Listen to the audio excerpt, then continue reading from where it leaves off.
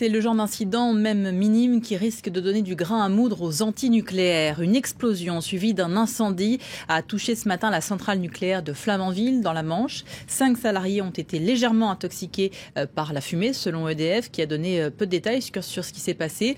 On va écouter les précisions du directeur de la centrale recueillies par nos confrères de France 2. On en parle juste après avec notre invité. Alors la salle des machines, c'est une partie de l'installation qui est dans la zone non nucléaire. Donc absolument aucun impact sur la partie nucléaire. C'est complètement séparé. Yves Marignac, bonjour. Merci d'être avec nous. Vous êtes le directeur de Waste Paris. C'est une agence d'information et d'études sur l'énergie.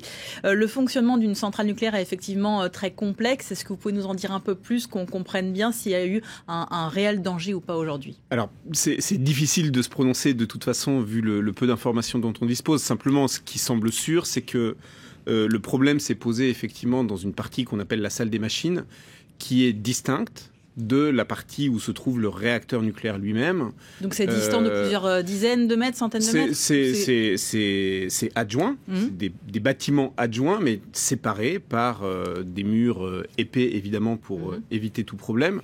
Donc, ça n'est pas un problème directement sur le réacteur, sur la partie nucléaire, avec le risque de relâchement de radioactivité. Simplement, chaque fois qu'on a un problème dans les parties adjacentes au réacteur, en particulier là, puisqu'on parle d'une détonation ou d'une explosion et d'un incendie, si l'explosion était forte, si l'incendie n'était pas maîtrisé, il y a un risque de propagation au réacteur lui-même. Ça n'a pas été le cas ce matin, c'est ça ? En l'occurrence, il semble que ce matin, l'ampleur de la détonation et de l'incendie qui semble avoir été rapidement maîtrisée n'a pas mis en cause la partie nucléaire, mais ça nous rappelle simplement que ce risque est présent de manière permanente. Alors la centrale de Flamanville a commencé à entrer en service en 1986. Est-ce que sa réputation est bonne, notamment auprès de l'autorité de sûreté nucléaire ?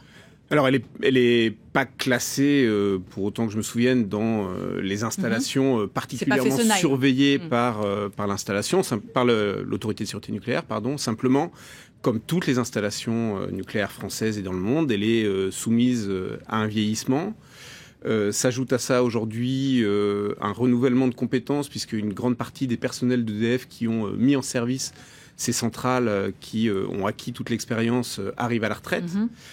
S'ajoute à ça, et c'est en toile de fond évidemment en termes de questionnement, chaque fois qu'il y a un nouvel incident, le fait que EDF connaît des difficultés financières importantes et que donc on s'interroge sur le maintien d'une très forte qualité, d'un sérieux dans la maintenance, etc.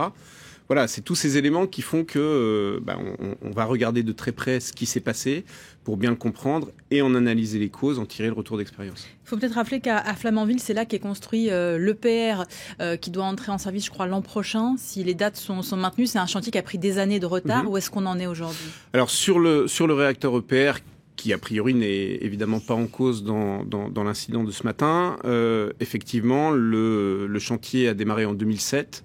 Initialement, EDF prévoyait 5 ans de construction. EDF parle aujourd'hui d'un démarrage en 2018.